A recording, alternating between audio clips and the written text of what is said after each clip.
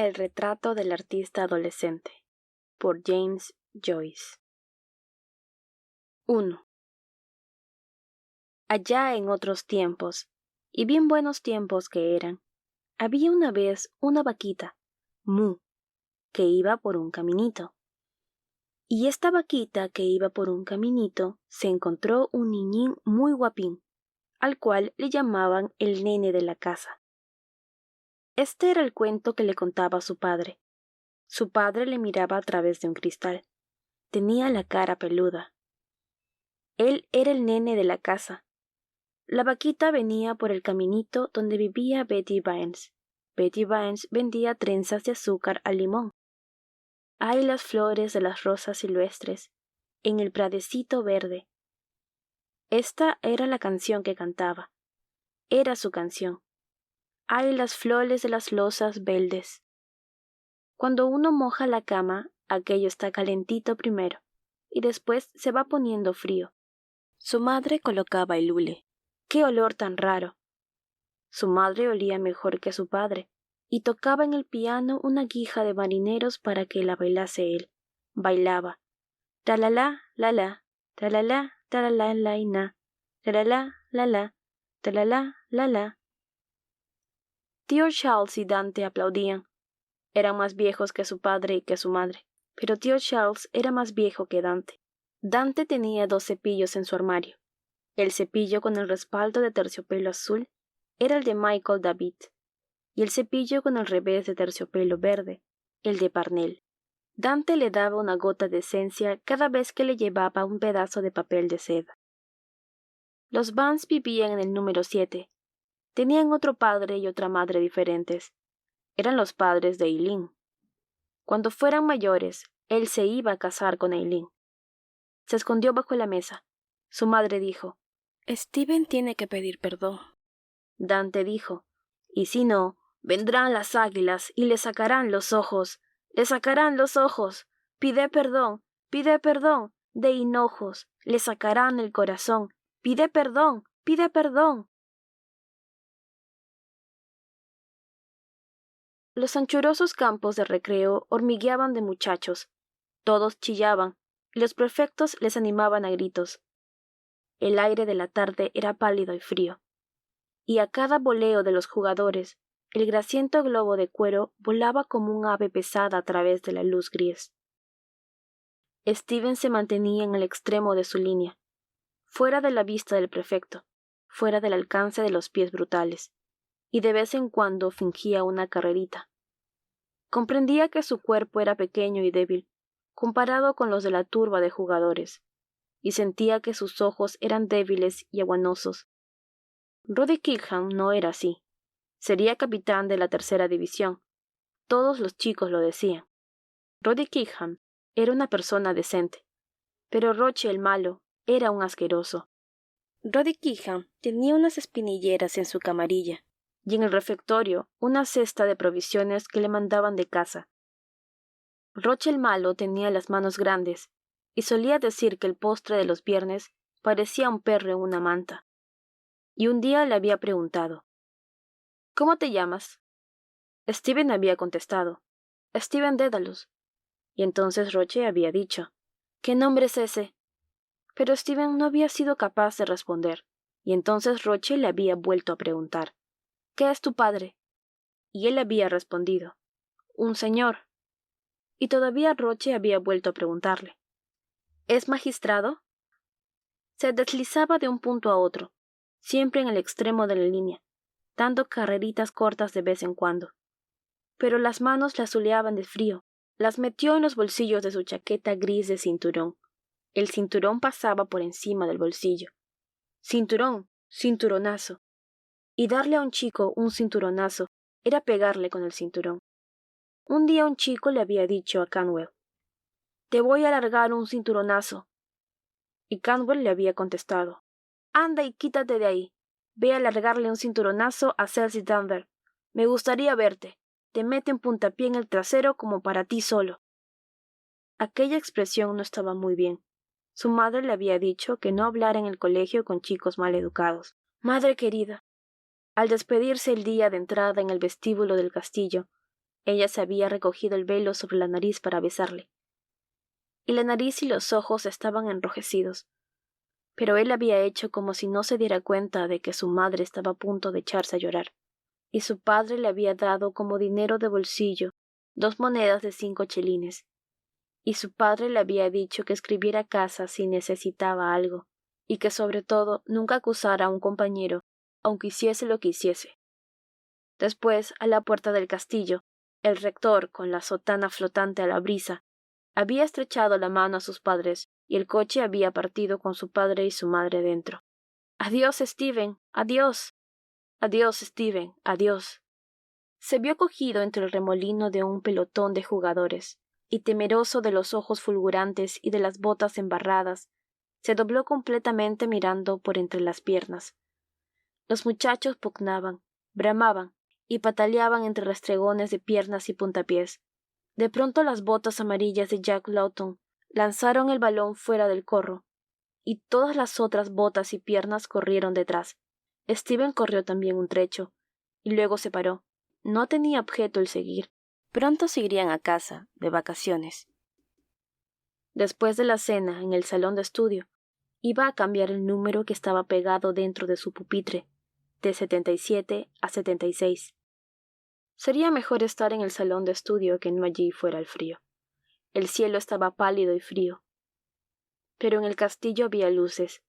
Se quedó pensando desde qué ventana había arrojado Hamilton Rowan su sombrero al foso, y si habría ya entonces arriates de flores bajo la ventana. Un día que le habían llamado al castillo, el despensero le había enseñado las huellas de las balas de los soldados en la madera de la puerta, y le había dado un pedazo de torta de la que comía la comunidad. Qué agradable y reconfortable era ver las luces en el castillo. Era como una cosa de un libro. Tal vez la abadía de Leicester sería así. Y qué frases tan bonitas había en el libro de lectura del doctor Conwell. Eran como versos, solo que eran únicamente frases para aprender a deletrear. Wolsey murió en la abadía de Leicester, donde los abades le enterraron. Cancro es una enfermedad de plantas, cáncer, una de animales. Qué bien se estaría echado sobre la esterilla delante del fuego, con la cabeza apoyada entre las manos y pensando estas frases. Le corrió un escalofrío como si hubiera sentido junto a la piel un agua fría y viscosa. Había sido una villanía de Wells el empujarle dentro de la fosa, y todo porque no le había querido cambiar su cajita de rapé por la castaña pilonga de él, de Wells, por aquella castaña vencedora en 40 combates. Qué fría y qué pegajosa estaba el agua. Un chico había visto una vez saltar una rata al foso. Madre estaba sentada con Dante al fuego, esperando que Brígida entrase el té. Tenía los pies en el cerco de la chimenea, y sus zapatillas adornadas estaban calientes, calientes, y tenía un olor tan agradable. Dante sabía la mar de cosas. Le había enseñado dónde estaba el canal de Mozambique, y cuál era el río más largo de América, y el nombre de la montaña más alta de la luna. El padre Hernal sabía más que Dante, porque era sacerdote, pero tanto su padre como tío Charles decían que Dante era una mujer muy lista y muy instruida. Y cuando Dante, después de comer, hacía aquel ruido y se llevaba la mano a la boca, aquello se llamaba acedía. Una voz gritó desde lejos en el campo de juego: «¡Todo el mundo dentro!». Después otras voces gritaron desde la segunda y la tercera división: «¡Todos dentro! ¡Todos dentro!». Los jugadores se agruparon sofocados y embarrados, y él se mezcló con ellos, contento de volver a entrar. Roddy Keehan llevaba el balón cogido por la atadura grasienta. Un chico le dijo que le pegara todavía la última patada, pero el otro se metió dentro sin contestarle. Simón Moonan le dijo que no lo hiciera, porque el prefecto estaba mirando. El chico se volvió a Simón Moonan y le dijo: «Todos sabemos por qué lo dices. Tú eres el Chupito de MacLeod». Chupito era una palabra muy rara. Aquel chico le llamaba así a Simón Moonan, porque Simón Moonan solía atar las mangas falsas del prefecto, y el prefecto hacía como que se enfadaba. Pero el sonido de la palabra era feo. Una vez se había lavado él las manos en el lavabo del Hotel Wicklow, y su padre tiró después de la cadena para quitar el tapón, y el agua sucia cayó por el agujero de la palangana. Y cuando todo el agua se hubo sumido lentamente, El agujero de la palangana hizo un ruido así, ¡chup!, solo que más fuerte. Y al acordarse de esto, y del aspecto blanco del lavabo, sentía frío y luego calor. Había 2 grifos, y al abrirlos corría el agua, fría y caliente, y él sentía frío y luego un poquito de calor, y podía ver los nombres estampados en los grifos. Era una cosa muy rara. Y el aire del tránsito le escalofriaba también. Era un aire raro y húmedo. Pronto encenderían el gas, y al arder haría un ligero ruido como una cancioncilla. Siempre era lo mismo.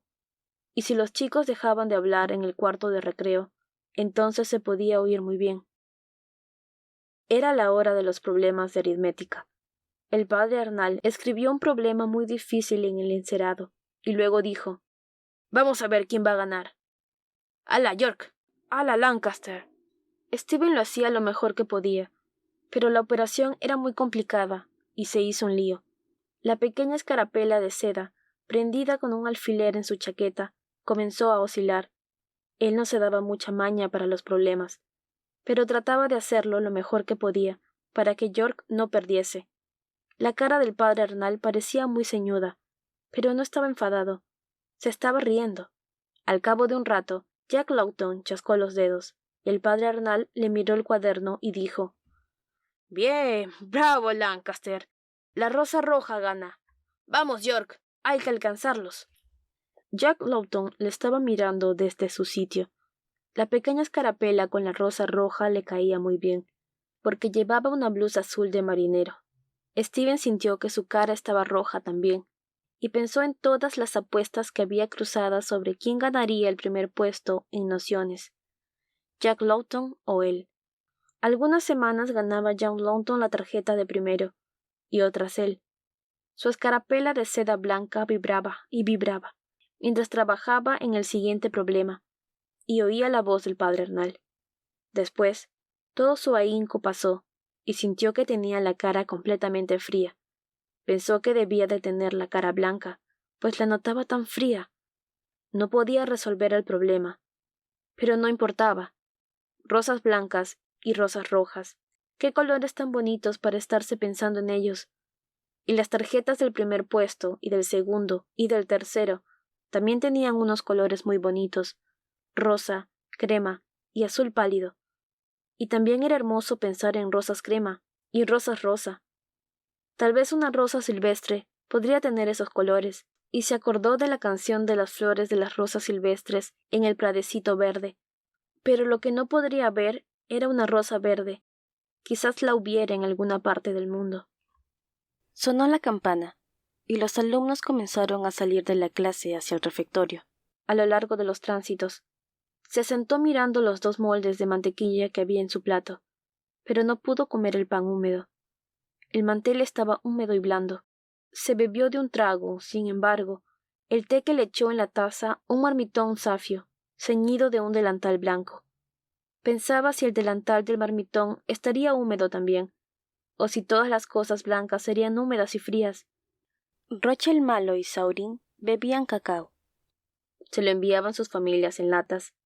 Decían que no podían beber aquel té, porque era como agua de fregar. Decían que sus padres eran magistrados. Todos los chicos le parecían muy extraños.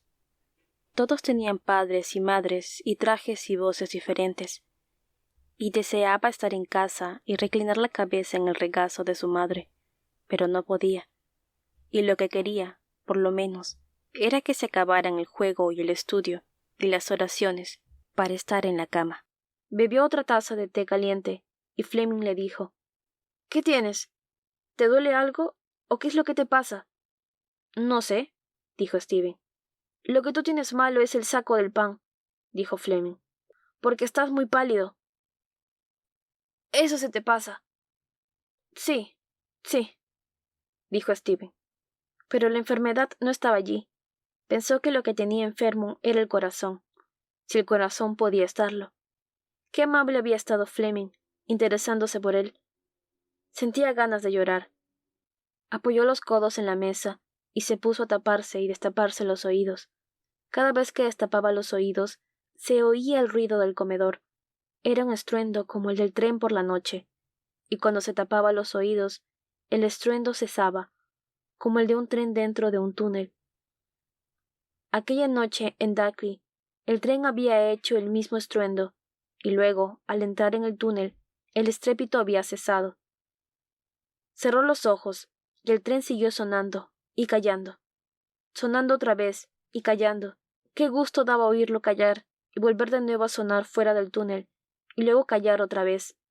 Comenzaron a venir a lo largo de la estera del centro del refectorio los de la primera división, Paddy y Ralph y Jim y Maggie, y el español al que le dejaban fumar cigarros, y el portuguesito de la gorra de lana, y cada uno tenía su manera distinta de andar. Se sentó en un rincón del salón de recreo, haciendo como que miraba un partido de dominó, y por 2 o 3 veces pudo oír la cancioncilla del gas. El prefecto estaba a la puerta con varios muchachos, y Simon Moonan le estaba atando las mangas falsas del hábito de los jesuitas ingleses. Estaba contando algo acerca de Tulabeg. Por fin se marchó de la puerta, y Wells se acercó a Stephen y le dijo: «Dinos, Dédalus, ¿besas tú a tu madre por la noche antes de irte a la cama?» Stephen contestó: «Sí». Wells se volvió a los otros y dijo: «Miren, aquí hay uno que dice que besa a su madre todas las noches antes de irse a la cama». Los otros chicos pararon de jugar y se volvieron para mirar, riendo. Stephen se sonrojó ante sus miradas y dijo: «No, no la beso». Wells dijo: «Miren, aquí hay uno que dice que él no besa a su madre antes de irse a la cama». Todos se volvieron a reír. Stephen trató de reír con ellos. En un momento se azoró y sintió una oleada de calor por todo el cuerpo. ¿Cuál era la debida respuesta? Había dado 2, y sin embargo Wells se reía. Pero Wells debía saber cuál era la respuesta, porque estaba en tercero de gramática. Trató de pensar en la madre de Wells, pero no se atrevía a mirarle a él a la cara. No le gustaba la cara de Wells. Wells había sido el que le había tirado a la fosa el día anterior, porque no había querido cambiar su cajita de rapé con la castaña pilonga de Wells, por aquella castaña vencedora de 40 partidos. Había sido una villanía. Todos los chicos lo habían dicho. Y qué fría y qué viscosa estaba el agua. Y un muchacho había visto una vez una rata muy grande saltar, y plum, zambullirse de cabeza en el légamo. La viscosidad fría del foso le cubría todo el cuerpo, y cuando sonó la campana para el estudio y las divisiones, salieron de los salones de recreo. Sintió dentro de la ropa el aire frío del tránsito y de la escalera. Todavía trató de pensar cuál era la verdadera contestación. ¿Estaba bien besar a su madre o estaba mal? ¿Y qué significaba aquello? Besar. Poner la cara hacia arriba, así, para decir buenas noches, y que luego su madre inclinara la suya. Eso era besar. Su madre ponía los labios sobre la mejilla de él, aquellos labios que eran suaves, y le humedecían la cara, y luego hacían un ruidillo muy pequeño. Beso. ¿Por qué se hacía así con la cara? Sentado ya en el salón de estudio, abrió la tapa de su pupitre y cambió el número que estaba pegado dentro, de 77 en 76.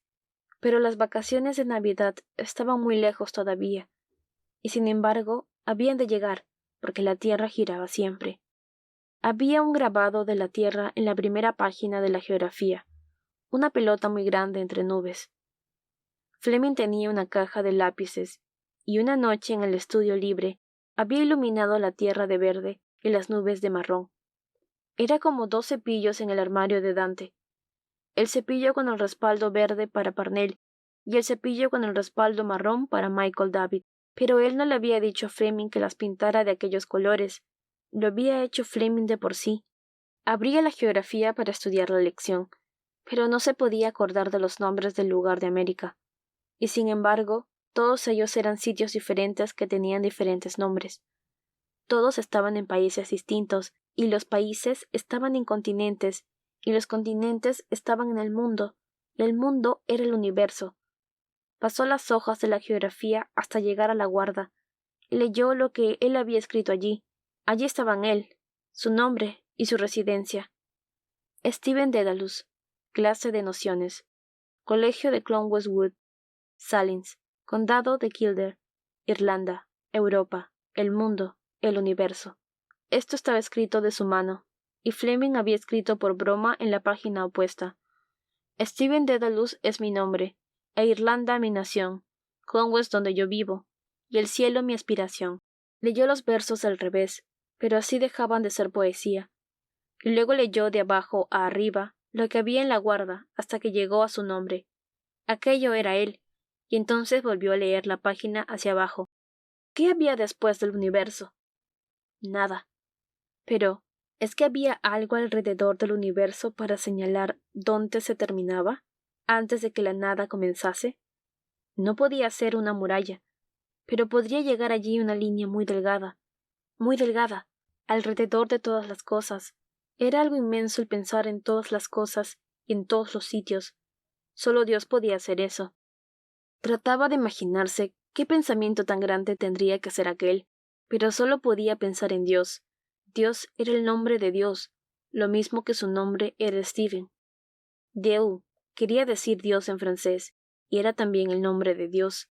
Y cuando alguien le rezaba a Dios y decía Dieu, Dios conocía desde el primer momento que era un francés el que estaba rezando.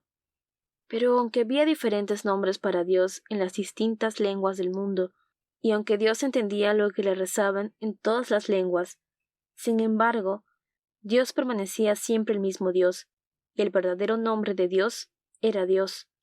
Se cansaba mucho pensando estas cosas. Le hacía experimentar la sensación de que le crecía la cabeza. Pasó la guarda del libro y se puso a mirar con aire cansado a la tierra verde y redonda, entre las nubes marrón. Se preguntaba qué era mejor, si decidirse por el verde o por el marrón, porque un día Dante había arrancado con unas tijeras el respaldo de terciopelo verde del cepillo dedicado a Parnell, y le había dicho que Parnell era una mala persona. Se preguntaba si estarían discutiendo sobre eso en casa. Eso se llamaba la política. Había dos partidos. Dante pertenecía a un partido, y su padre y el señor Casey a otro, pero su madre y tío Charles no pertenecían a ninguno. El periódico hablaba todos los días de esto. Le disgustaba el no comprender bien lo que era la política, y el no saber dónde terminaba el universo. Se sentía pequeño y débil. ¿Cuándo sería él como los mayores que estudiaban retórica y poética? Tenían unos bozarrones fuertes y unas botas muy grandes, y estudiaban trigonometría. Eso estaba muy lejos. Primero venían las vacaciones, y luego el siguiente trimestre, y luego vacaciones otra vez, y luego otro trimestre, y luego otra vez vacación. Era como un tren entrando en túneles y saliendo de ellos, y como el ruido de los chicos al comer en el refectorio, si uno se tapa los oídos y se los destapa luego. Trimestre, vacación, túnel y salir del túnel, ruido y silencio. Qué lejos estaba. Lo mejor era irse a la cama y dormir. Solo las oraciones en la capilla, y luego la cama. Sintió un escalofrío y bostezó. Qué bien se estaría en la cama cuando las sábanas comenzaran a ponerse calientes. Primero, al meterse, estaban muy frías. Le dio un escalofrío de pensar lo frías que estaban al principio. Pero luego se ponían calientes y uno se dormía. Qué gusto daba estar cansado. Bostezó otra vez. Las oraciones de la noche y luego la cama. Sintió un escalofrío y le dieron ganas de bostezar. Qué bien se iba a estar dentro de unos minutos. Sintió un calor reconfortante que se iba deslizando por las sábanas frías, cada vez más caliente, hasta que todo estaba caliente, caliente, caliente. Y sin embargo, aún tiritaba un poco, y seguía sintiendo ganas de bostezar. La campana llamó a las oraciones de la noche, y él salió del salón de estudio en fila, detrás de los demás. Bajó la escalera, y siguió a lo largo de los tránsitos hacia la capilla. Los tránsitos estaban escasamente alumbrados, y lo mismo la capilla. Pronto todo estaría oscuro y dormido. En la capilla había un ambiente nocturno y frío, y los mármoles tenían el color que el mar tiene por la noche. El mar estaba frío de día y noche, pero estaba más frío de noche. Estaba frío y oscuro debajo del dique, junto a su casa. Mas la olla del agua estaría el fuego para preparar el ponche. El prefecto estaba rezando casi por encima de su cabeza, y él se sabía de memoria las respuestas. Oh Señor, abre nuestros labios, y nuestras bocas anunciarán tus alabanzas. Dígnate venir en nuestra ayuda, oh Dios. Oh Señor, apresúrate a socorrernos. Había en la capilla un frío olor anoche, pero era un olor santo. No era como el olor de los aldeanos viejos que se ponían de rodillas a la parte de atrás en la misa de los domingos. Aquel era un olor a aire, a lluvia, a turba, a pana. Pero eran unos aldeanos muy piadosos. Le echaban el aliento sobre el cogote desde atrás y suspiraban al rezar. Decía un chico que vivía en Klein. Había allí unas cabañitas, y él había visto una mujer a la puerta de una cabaña al pasar en los coches viniendo de Salins. ¡Qué bien!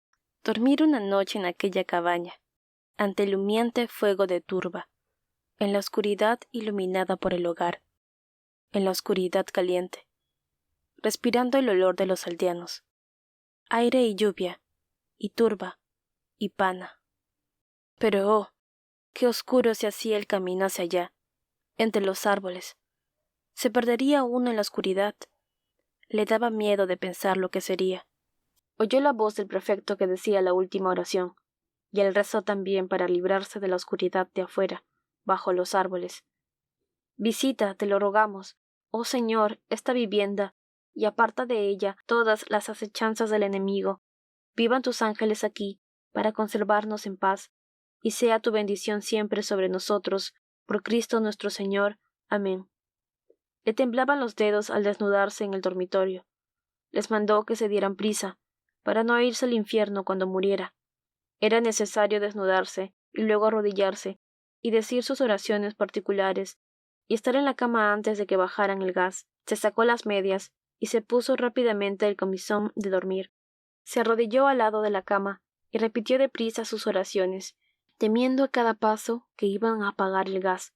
Sintió que se le estremecían las espaldas mientras murmuraba: «Bendice, oh Dios, a mis padres y consérvamelos. Bendice, oh Dios, a mis hermanitos y consérvamelos. Bendice, oh Dios, a Dante y a tío Charles y consérvamelos». Se santiguó y trepó rápidamente a la cama, enrollando el extremo del camisón entre los pies, haciéndose un ovillo bajo las frías sábanas blancas, estremeciéndose, tintando. Pero no se iría al infierno cuando se muriera, y se le pasaría el tiritón. Alguien daba las buenas noches a los muchachos desde el dormitorio. Miró un momento por encima del cobertor, y vio alrededor de la cama las cortinas amarillas que la aislaban por todas partes. La luz bajó pasito. Los zapatos del prefecto se marcharon. ¿A dónde? ¿Escaleras abajo y por los tránsitos? ¿O a su cuarto situado al extremo del dormitorio? Vio la oscuridad. ¿Sería cierto lo del perro negro que se paseaba allí, por la noche, con unos ojos tan grandes como los faroles de un carruaje? Decían que era el alma en pena de un asesino. Un largo escalofrío de miedo le refluyó por el cuerpo. Veía el oscuro vestíbulo de entrada del castillo. En el cuarto de plancha, en lo alto de la escalera, había unos criados viejos vestidos con trajes antiguos. Era hacía mucho tiempo. Los criados viejos estaban inmóviles. Allí había lumbre, pero el vestíbulo estaba oscuro. Un personaje subía, viniendo del vestíbulo, por la escalera. Llevaba el manto blanco de mariscal. Su cara era extraña y pálida. Se apretaba con una mano el costado. Miraba con unos ojos extraordinarios a los criados. Ellos le miraban también, y al ver la cara y el manto de su señor, comprendían que venía herido de muerte, pero solo era la oscuridad a donde miraban, solo el aire oscuro y silencioso. Su amo había recibido la herida de muerte en el campo de batalla de Praga, muy lejos, al otro lado del mar. Estaba tendido sobre el campo, con una mano se apretaba el costado. Su cara era extraña y estaba muy pálida. Llevaba el manto blanco de mariscal.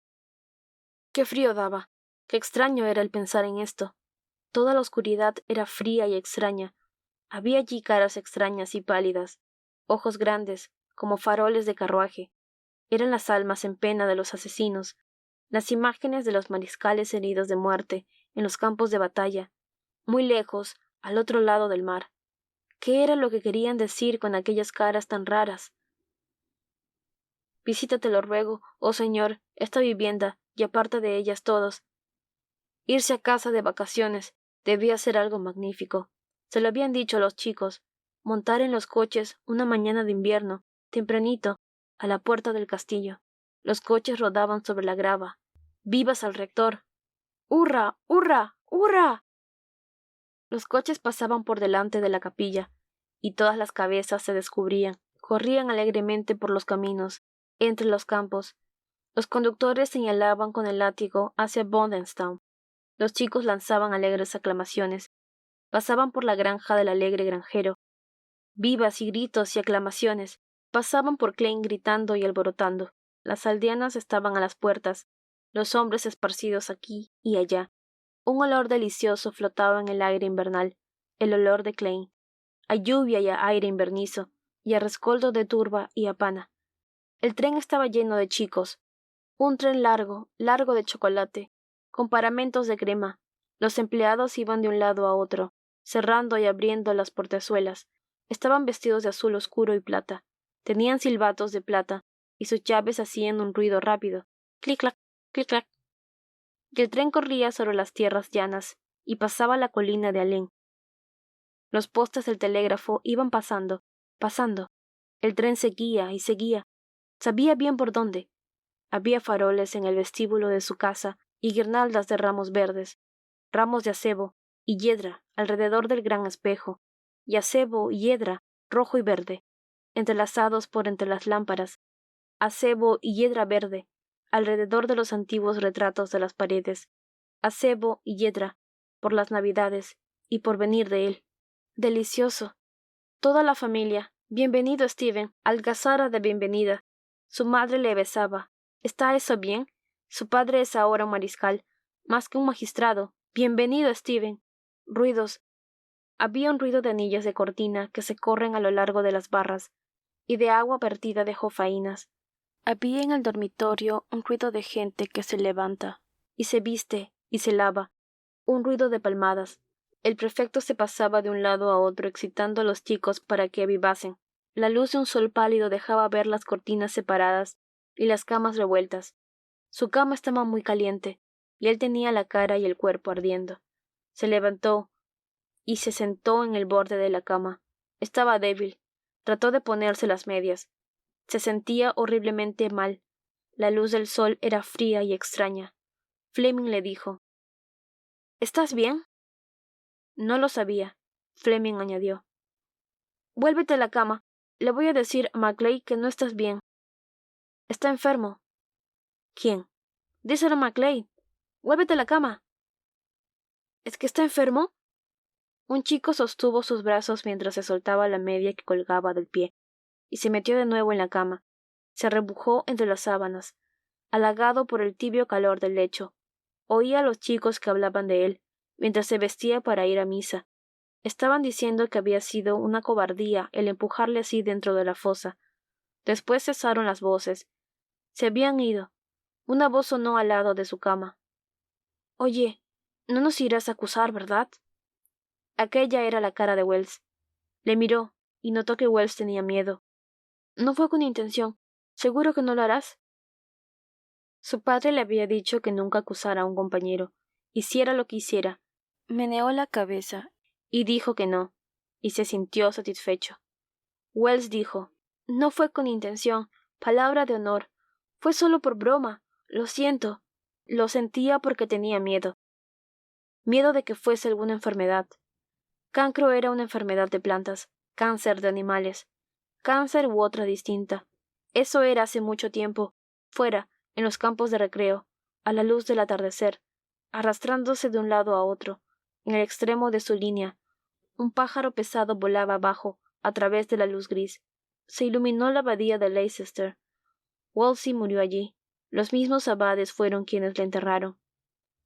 No era la cara de Wells, era la del prefecto. No era marullerías. No, no. Estaba mal realmente. No era mayorerías. Y sintió la mano del prefecto sobre su frente, y sintió el contraste de su frente calurosa y húmeda, contra la mano húmeda y fría del prefecto. Así debía de ser la sensación que diera una rata, viscosa, fría, húmeda. Las ratas tenían dos ojillos atisbones, una piel suave y viscosa, unas patitas diminutas, encogidas para el salto, y unos ojos negros, viscosos y atisbones. Bien que sabían saltar, pero las inteligencias de las ratas no podían saber trigonometría. Cuando estaban muertas, se quedaban tendidas de costado, se les secaba la piel, y ya no eran más que cosas muertas. El prefecto estaba allí otra vez, y su voz estaba diciendo que se tenía que levantar, que el padre ministro había dicho que se tenía que levantar y vestir, e ir a la enfermería. Y mientras estaba vistiendo todo lo deprisa que podía, el prefecto añadió: «Tenemos que largarnos a visitar al hermano Michael, porque nos ha entrado mieditis». Se portaba muy bien el prefecto, porque le decía aquello solo para hacerle reír, pero no se pudo reír, porque le tembleteaban las mejillas y los labios, así es que el prefecto se tuvo que reír él solo. El prefecto gritó: «¡Paso ligero! ¡Pata de paja! ¡Pata de heno!». Bajaron juntos la escalera, siguieron por el tránsito y pasaron los baños. Al pasar por la puerta, Steven recordó con un vago terror el agua tibia, terrosa y estancada, el aire húmedo y tibio, el ruido de los chapuzones, el olor, como de medicina, de las toallas. El hermano Michael estaba a la puerta de la enfermería, y por la puerta del oscuro gabinete, a su derecha, venía un olor como medicina. Era de los botes que había en los estantes. El prefecto habló con el hermano Michael, y el hermano, al contestarle, le llamaba señor. Tenía el pelo rojizo, veteado de gris, y una expresión extraña. Era curioso que tuviera que seguir siempre siendo hermano. Era curioso que no se le pudiera llamar señor, porque era hermano, o porque tenía un aspecto distinto de los otros. ¿Es que no era bastante santo? ¿O por qué no podía llegar a ser lo que los demás? Había 2 camas en la habitación, y en una estaba un chico, que cuando los vio entrar exclamó: «¡Anda, que es el pequeño de Dédalus! ¿Qué te trae por aquí?» «Las piernas le traen», dijo el hermano Michael. Era un alumno de tercero de gramática. Mientras Steven se desnudaba, el otro le pidió al hermano Michael que le trajera una rebanada de pan tostado con manteca. «Vaya usted», suplicó. «Sí, sí, manteca», dijo el hermano Michael. «Lo que te vamos a dar van a ser tus papeles, y esta misma mañana, tan pronto como venga el doctor». «¿Sí?», dijo el chico. «Si no estoy bien todavía». El hermano Michael repitió: «Te daremos tus papeles, te lo aseguro». Se agachó para atizar el fuego. Tenía los lomos largos, como los de un caballo del tranvía. Meneaba el atizador gravemente, y le decía que sí con la cabeza al de tercero de gramática. Después se marchó el hermano Michael, y al cabo de un rato, el chico de tercero de gramática se volvió hacia la pared y se quedó dormido. Aquello era la enfermería. Luego estaba enfermo. ¿Habían escrito a casa para decírselo a sus padres? Pero sería más rápido que fuera uno de los padres a decirlo. O si no, escribiría él una carta para que la llevara el padre. «Querida madre, estoy mal. Quiero ir a casa. Haz el favor de venir y llevarme a casa. Estoy en la enfermería. Tu hijo que te quiere, Steven». Qué lejos estaban. Había un sol frío al otro lado de la ventana. Pensaba si se iría a morir. ¿Se podía uno morir lo mismo en un día de sol?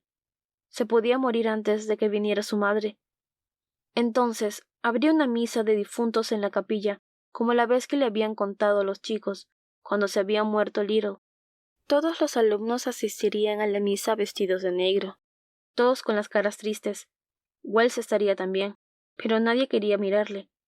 El rector iría vestido con una capa negra y de oro, y habría grandes cirios amarillos ante el altar y alrededor del catafalco, y sacarían lentamente el ataúd de la capilla y le enterrarían en el pequeño cementerio de la comunidad, al otro lado de la gran calle de Tilos, y Wells sentiría entonces lo que había hecho, y la campana doblaría lentamente. La oía doblar, y se recitaba la canción que Brígida le había enseñado. «Din don, la campana del castillo. Madre mía, adiós. Que me entierren en el viejo cementerio, junto a mi hermano mayor. Que sea negra la caja, 6 ángeles detrás vayan, 2 para cantar, 2 para rezar, y 2 para que se lleven mi alma a volar». Qué hermoso y qué triste era aquello. Qué hermosas las palabras cuando decía: «que me entierren en el viejo cementerio». Un estremecimiento le pasó por el cuerpo. Qué triste y qué hermoso. Le daban ganas de llorar mansamente, pero no de llorar por él, de llorar por aquellas palabras tristes y hermosas como música. La campana. La campana. Adiós. Oh, adiós. La fría luz solar era aún más débil, y el hermano Michael estaba a la cabecera de la cama, con un cuenco de caldo. Le vino bien, porque tenía la boca ardiente y seca. Les oía jugar en los campos de recreo, y la distribución del día continuaba en el colegio, como si él estuviera allí. El hermano Michael iba a salir, y el muchacho de tercero de gramática le dijo que no dejara de volver para contarle las noticias del periódico. Luego le dijo a Steven que su nombre era Atty, y que su padre tenía la mar de caballos de carreras, que saltaban pistonudamente, y que su padre le daría una buena propina al hermano Michael siempre que lo necesitase, porque era bueno con él, y porque le contaba las noticias del periódico que se recibía todos los días en el castillo. Había noticias de todas las clases en el periódico: accidentes, naufragios, deportes y política. Ahora los periódicos no traen más que cosas de política, dijo. ¿Hablan también en tu casa de eso? Sí, dijo Steven. En la mía también, dijo él. Después se quedó pensando un rato y añadió: Dédalos, tú tienes un apellido muy raro, y el mío es muy raro también. Mi apellido es el nombre de una ciudad. Tu nombre parece latín. Después preguntó: ¿Qué tal maña te das para acertijos? Steven contestó: No muy buena. El otro dijo: A ver si me puedes acertar este. ¿En qué se parecen el condado de Calden y la pernera de los pantalones de un muchacho? Steven estuvo pensando cuál podría ser la respuesta, y luego dijo: Me doy por vencido. En que los dos contienen un muslo. ¿Comprendes el chiste? Atty es la ciudad del condado de Calder, y el thigh, un muslo, lo que hay en una pernera. Ah, ya entendí, dijo Steven. Es un acertijo muy viejo, dijo el otro. Y después de un momento: Oye, ¿qué? Dijo Steven. ¿Sabes? Se puede preguntar ese acertijo de otro modo. ¿Se puede? Preguntó Steven. El mismo acertijo. ¿Sabes la otra manera de preguntarlo? No. ¿No te puedes imaginar la otra forma? Y miraba a Steven por encima de las ropas de la cama mientras hablaba. Después se reclinó sobre la almohada y dijo: Hay otra manera, pero no te la quiero decir. ¿Por qué no lo decía? Su padre, que tenía una cuadra de caballos de carreras, debía de ser también magistrado como el padre de Saurín y el de Roche el malo. Pensó en su propio padre, en las canciones que cantaba mientras su madre tocaba, y en cómo le daba un chelín cada vez que le pedía 6 peniques, y sintió pena por él, porque no era magistrado como los padres de los otros chicos. Entonces, ¿por qué le había mandado a él allí, con ellos? Pero su padre le había dicho que no se sintiera extraño allí, porque en aquel mismo sitio su tío abuelo había dirigido una locución al Libertador. Hacía 50 años.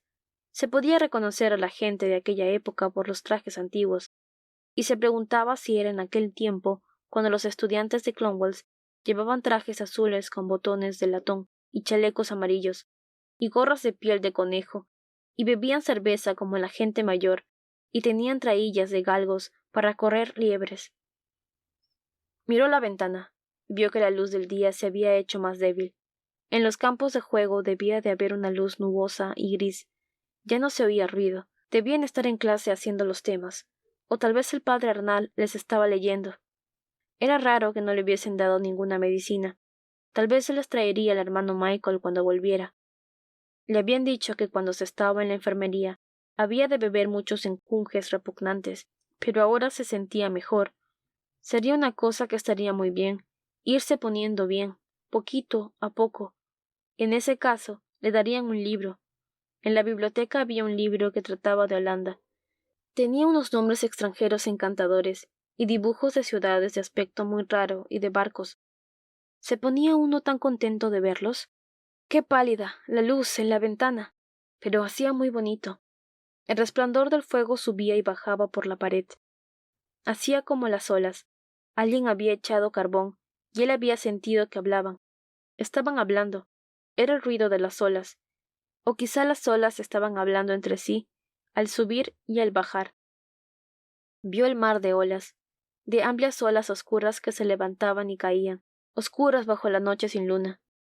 Una lucecilla brillaba al final de la escollera, por donde el barco estaba entrando. y vio una muchedumbre congregada a la orilla del agua, para ver el barco que entraba en el puerto. Un hombre alto estaba de pie sobre la cubierta, mirando hacia la tierra oscura y llana. A la luz de la escollera se le podía ver la cara. Era la cara triste del hermano Michael. Le vio levantar la mano hacia la multitud, y le oyó decir por encima de las aguas, con voz potente y triste: «¡Ha muerto! Le hemos visto yacer tendido sobre el catafalco».